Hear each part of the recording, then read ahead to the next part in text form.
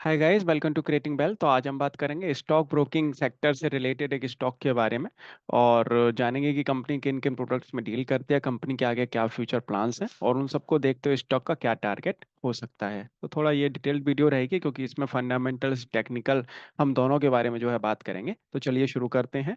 Stock का नाम है 5 पैसा कैपिटल और आपको पता ही है कि रिसेंटली लिस्ट स्टॉक है, ये ज़्यादा टाइम नहीं हुआ स्टॉक को लिस्ट हुए। साथ के साथ इसी से ही रिलेटेड एक और स्टॉक जो है लिस्ट हुआ था, इसी सेक्टर का ही, एंजल ब्रोकिंग। उस स्टॉक ने काफ़ी अच्छी खासी जो है बढ़त ली है मार्केट के अंदर। हालांकि 5 पैसा उस तरीके से जो है ज़्यादा अच्छा खासा अभी तक नहीं चला है, लेकिन तब भी इसके अंदर कहीं ना कहीं रैली तो बनी है। तो देखते हैं कि कैसे फ्यूचर प्लान्स हैं और किन के प्रोडक्ट्स में कंपनी डील कर रही है, और चार्ट पैटर्न के बारे में बात करेंगे। तो आप बात करें कि इनके जो प्रोडक्ट्स हैं और इनके जो प्लेटफॉर्म्स हैं, आप देख सकते हैं कि इनके पास एक ऐप भी है, वेब प्लेटफॉर्म भी है। और साथ के साथ डेरिवेटिव ट्रेडर्स के लिए इन्होंने एक एक्सक्लूसिवली एक FN0360 करके, FN0360 करके एक टर्मिनल भी इन्होंने जो है बनाया है, ट्रेडिंग टर्मिनल। साथ के साथ और भी इनके पास में काफ़ी प्रोडक्ट्स अवेलेबल हैं, काफ़ी प्लेटफॉर्म्स इनके पास में अवेलेबल हैं जहाँ पे जो है ये स्टॉक ब्रोकिंग, स्टॉक मार्केट से रिलेटेड काफ़ी और भी प्रोडक्ट्स हैं, प्लेटफॉर्म्स हैं जहाँ पे जो है बंदे, इनके जो क्लाइंट्स हैं वो कहीं ना कहीं इनको यूज कर रहे हैं और ये प्रोवाइड करा रहे हैं। वैसे अगर देखा जाए तो कहीं भी कोई ऐसी खास कोई प्रॉब्लम नहीं है। कंपनी का जो बिजनेस मॉडल है वो काफ़ी अच्छा है और अभी हाई डिमांडिंग भी है, और जिस तरीके का इनका जो बिजनेस मॉडल है। लेकिन तब भी अगर देखें तो मार्केट उस तरीके से इस स्टॉक को नहीं ले रही है। तो कहीं ना कहीं पॉसिबिलिटी या कहीं ना कुछ ऐसा है कि मार्केट इसको उतना ज़्यादा भाव नहीं दे रही है जितना इसका भाव होना चाहिए, या वाकई में एक्चुअल प्राइसिंग इसकी ऑलरेडी हो रखी है। ये भी बात हो सकती है क्योंकि मार्केट से बड़ा कोई है नहीं, तो आपको पता ही है। और यहाँ पे आप देखेंगे, वैसे इनका जिस तरीके से बताते रहते हैं, अपना जो कस्टमर बेस है 45 लाख प्लस कस्टमर्स हैं, और अच्छी खासी रेटिंग है इनके ऐप की। और 20 मिलियन प्लस जो है इनका ऐप इंस्टॉल हो चुका है। आप देखेंगे तो प्रोडक्ट जिस तरीके से ये अपने जो अवेल कराते हैं अपने ऐप्स के थ्रू, स्टॉक्स में, म्यूचुअल फंड्स में, करेंसीज में, IPO, derivative, community, commodity, wealth and US stocks में भी जो है ये ट्रेडिंग कराते हैं। तो इस तरीके से अगर देखें तो ओवरऑल सिनेरियो तो काफ़ी अच्छा खासा लगता है। प्रोडक्ट्स को देखें तो ठीक है, लेकिन अगर मैं अपने हिसाब से भी अगर बताऊं तो हालांकि मैंने कभी इनका जो है ऐप यूज नहीं किया है, लेकिन मुझे कुछ खास ऐसा लगता नहीं है। हालांकि थोड़ा बहुत सर्च तो किए हैं चीज़ें, लेकिन मुझे भी कुछ खास इनका जो ऐप है वो लगता नहीं है। और ठीक ठीक सिचुएशंस हैं लेकिन कंपनी की, और ठीक ठीक कस्टमर बेस भी है। आगे बात करेंगे क्योंकि कस्टमर एक्विजिशन की अगर बात करें तो क्वार्टर लेवल पे काफ़ी डाउनफॉल भी आया है 30% का, तो उसके बारे में भी फिर बात करेंगे। तो यहाँ पे अगर बात कर लें इनका जो परफॉर्मेंस स्नैपशॉट है Q2 का, रेवेन्यू में देखेंगे तो ग्रोथ आपको देखने को नहीं मिलेगी क्वार्टर लेवल पे। और क्वार्टरली ब्रोकरेज में हालांकि थोड़ा बहुत ही जो है इंक्रीमेंट देखने को मिल रहा है। ये सारे सिनेरियो, ये सारे के सारे जो स्नैपशॉट है क्वार्टर का ही है। कस्टमर एक्विजिशन अगर देखेंगे तो वो नेगेटिव रहा है इस बार इनका। तो एवरेज क्लाइंट फंडिंग बुक भी अगर देखेंगे वो भी नेगेटिव रही है। तो कोई खास ऐसे ऑप्टिमिस्टिक रिजल्ट भी नहीं आते हुए दिखे हैं अगर बात की जाए तो। और इंडस्ट्री लैंडस्केप देखें तो काफ़ी एक कंसिस्टेंट सर्ज है ओवर द ईयर्स अगर देखें तो।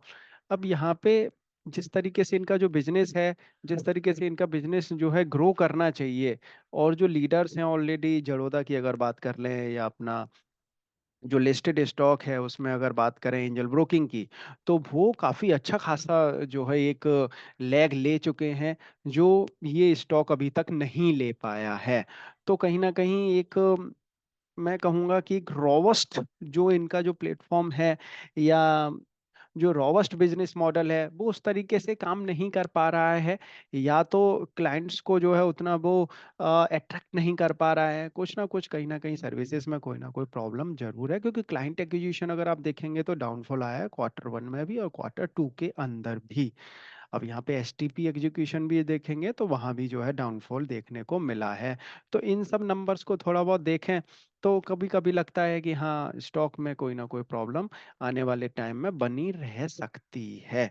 क्योंकि वो चार्ट पैटर्न पे भी इस तरीके से बोल रहा है। मतलब ये है कि एक तरीके से ये एक ऐसे जो है बहाव में ये स्टॉक जो है चल रहा है कि अगर पूरा सेक्टर अगर चल रहा है तो कहीं ना कहीं ये भी चलेगा, अदरवाइज कोई स्टॉक के अंदर कोई खास आपको एक एक तरफा लीड देखने को नहीं मिलेगी। और जो ऑनबोर्डिंग सर्विसेज हैं वो हमने आपको ऑलरेडी बताई हैं इसकी। फाइनेंशियल्स ओवरव्यू अगर आप देखेंगे तो वैसे तो क्वार्टर क्वार्टर लेवल पे इनके जो एवरी क्वार्टर कहीं ना कहीं जो फाइनेंशियल्स हैं वो सुधरते हुए दिख रहे हैं, लेकिन कुछ खास ऐसी परफॉर्मेंस नहीं दिख रही है। कोई खास ऐसी ऑप्टिमिस्टिक परफॉर्मेंस नहीं है कोई। बस ये है कि अपना धीमे धीमे करके इनका जो है जो बिजनेस है वो कहीं ना कहीं जो है ग्रो होता हुआ दिख रहा है। वेरी ऑप्टिमिस्टिक ग्रोथ और बहुत ही एक्सट्रीम लेवल की ग्रोथ नहीं देखने को मिल रही है। चार्ट पैटर्न की अगर बात करें तो आप चार्ट पे भी अगर आप देखेंगे जब से स्टॉक जो है लिस्ट हुआ है और वहां से स्टॉक ने कितना जो रिटर्न दिया है वो भी मैं आपको एक बार रख देता हूं मैं आपके सामने।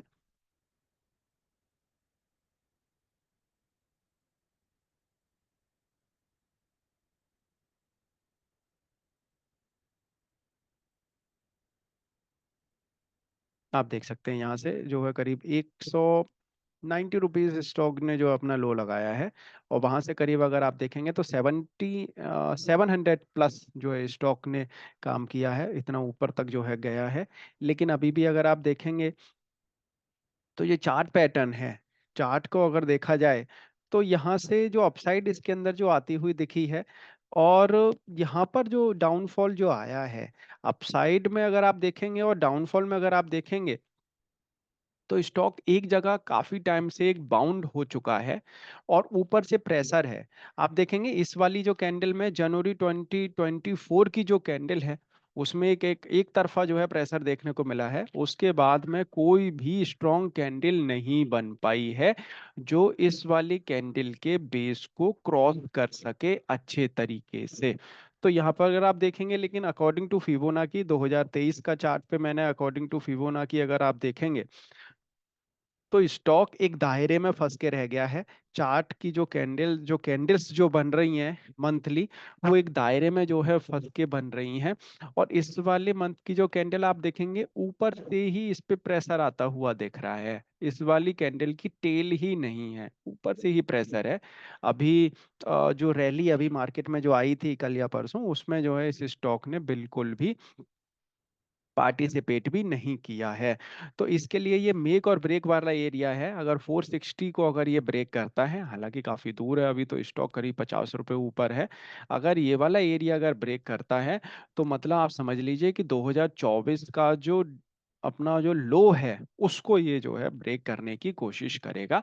तो यहाँ पे बिल्कुल एक सेफ एंड सिक्योर जो है खेलना चाहिए, रुकना चाहिए इस स्टॉक के अंदर, कि आपको बिल्कुल इसके अंदर एक स्टॉप लॉस लगा के रखना चाहिए। हालांकि हर स्टॉक में जो स्टॉप लॉस लगाना चाहिए, लेकिन इसका जो स्टॉप लॉस है आप 465 का स्टॉप लॉस आप समझ के चलिए अपने माइंड में कि ये अगर स्टॉप लॉस अगर इसका ब्रेक होता है और उसके नीचे अगर स्टॉक काम करना शुरू कर देता है तो मे भी हो सकता है कि ये अपने ट्रेंड को भी चेंज करता हुआ दिखे। अगर इसके ऊपर काम कर रहा है तो जब तक तो बुलिश ट्रेंड में है, कोई प्रॉब्लम नहीं है।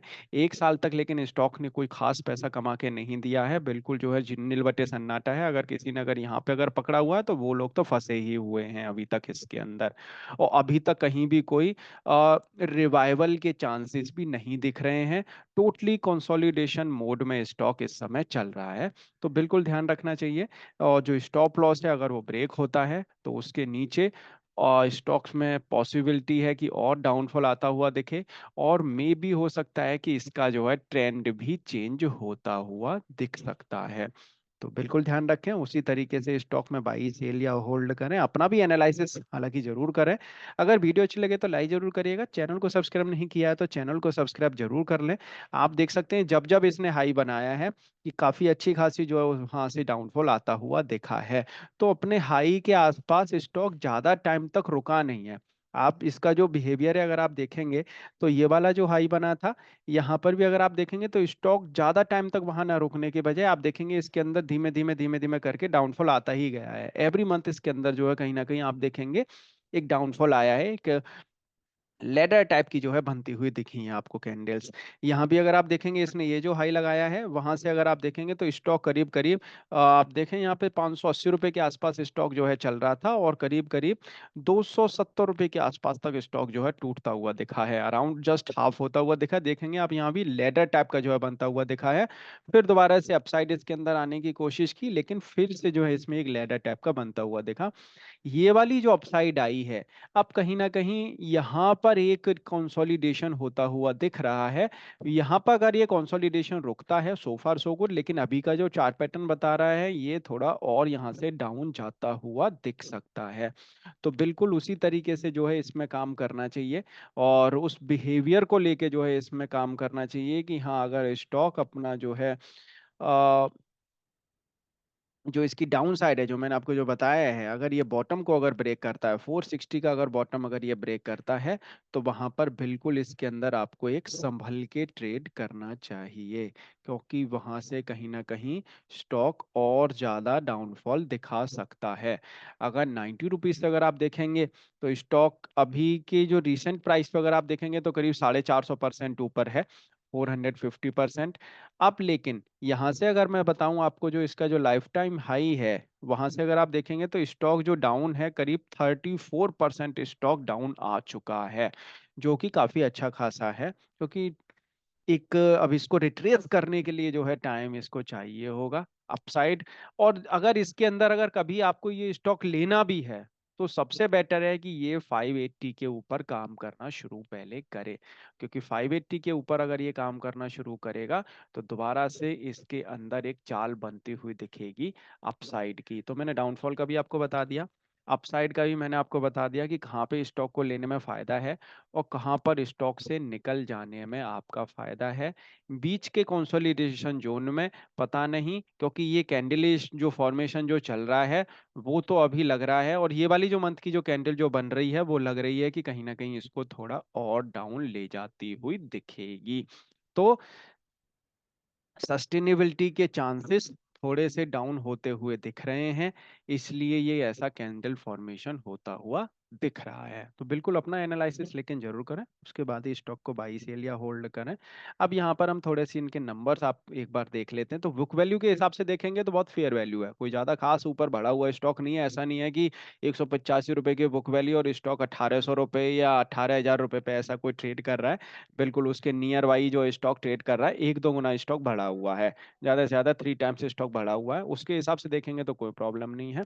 यहाँ पर अगर सेल्स भी अगर देखेंगे तो सेल्स में भी कोई खास ऐसा जो है डाउनफॉल नहीं देखने को मिला है इस बार, और प्रॉफिटेबिलिटी में भी कोई खास ऐसा डाउनफॉल देखने को नहीं मिला है। लेकिन फर्दर जो मूव इसके अंदर जो आएंगे, फर्दर जिस तरीके से इनके अंदर अब रिजल्ट्स आने लगेंगे आने वाले क्वार्टर्स में, पॉसिबिलिटी है वहां पे थोड़ा सा एक कॉशियस जो है मूव देखने को मिले, कॉशियस जो है रहना चाहिए।